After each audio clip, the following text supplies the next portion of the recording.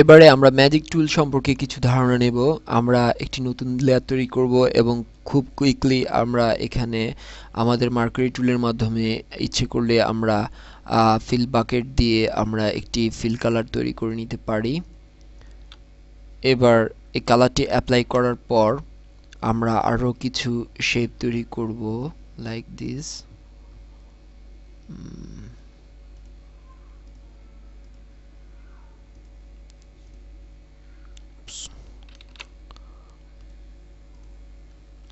এভাবে আমরা আমাদের শেপ তৈরি করার পর আমরা যদি এই টুলটিতে আসি, এটি মূলত আমাদের ম্যাজিক টুল। আমরা দেখেছি যে আমরা আমাদের স্ক্রিনে আমাদের মার্কারি টুলের মাধ্যমে সিলেকশন করেছি এবং আমরা কন্ট্রোল ডি প্রেস করলেই আমাদের সিলেকশন চলে যাচ্ছে। কিন্তু আমরা যদি চাই যে আমাদের এখানে যেই শেপটি রয়েছে সেই শেপটির সিলেকশন আবার ফিরে পেতে, তাহলে আমরা যদি কন্ট্রোল প্রেস করে লেয়ারের উপর সিলেক্ট করি, তাহলে মূলত আমাদের ওই লেয়ারে যেই শেপগুলো রয়েছে তার শেপের উপর একটি আমরা সিলেকশন পাবো। আবার কন্ট্রোল ডি প্রেস করলে আমাদের এই সিলেকশনটি চলে যাবে। তো মূলত আমরা কন্ট্রোল প্লাস লেয়ারের উপরে এসে কন্ট্রোল প্রেস করে ধরে মাউস বাটনের লেফট কি প্রেস করলেই আমরা মূলত এই সিলেকশন পাচ্ছি। তবে আমরা আরেকটু ডিফারেন্ট ওয়েতে ইচ্ছে করলে সিলেক্ট করতে পারি। আমরা আমাদের ম্যাজিক টুলটি ধরে যদি আমাদের যে কোনো একটি শেপের উপর ক্লিক করি, তাহলেও আমরা ইচ্ছে করলে সেইভাবে সিলেক্ট করে নিতে পারছি। আর যদি আমরা শিফট ধরে বা আমরা এখানে দেখছি অল্টার ধরে আমরা যদি সিলেক্ট করি তাহলে মূলত মাইনাস হবে,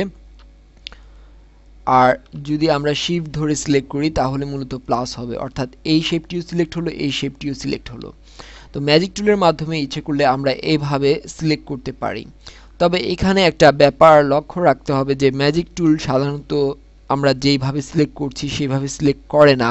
কারণ এখানে যেহেতু আমাদের বাই ডিফল্ট কালার একটিই রয়েছে, অর্থাৎ একটি সিঙ্গেল কালার রয়েছে, যেমন এখানে একটি রেডিশ কালার রয়েছে বা এখানে একটি ব্লু কালার রয়েছে, তাই সে একবারেই এটিকে সিলেক্টেড শেপে আনতে পারছে।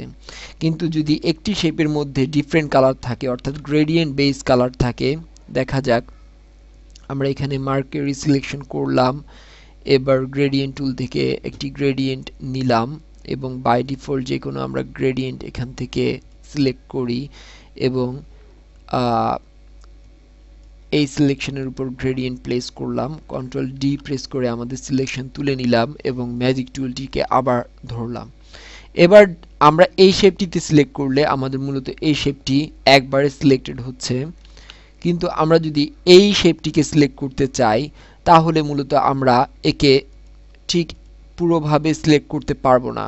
কারণ হচ্ছে যে আমাদের এখানে ডিফারেন্ট কালার রয়েছে এবং ম্যাজিক টুল মূলত কালার ভেরিয়েশনের উপর ডিপেন্ড করেই সিলেকশন করতে পারে। অর্থাৎ সে কালারের উপর ডিপেন্ড করেই সিলেকশনটিকে করবে।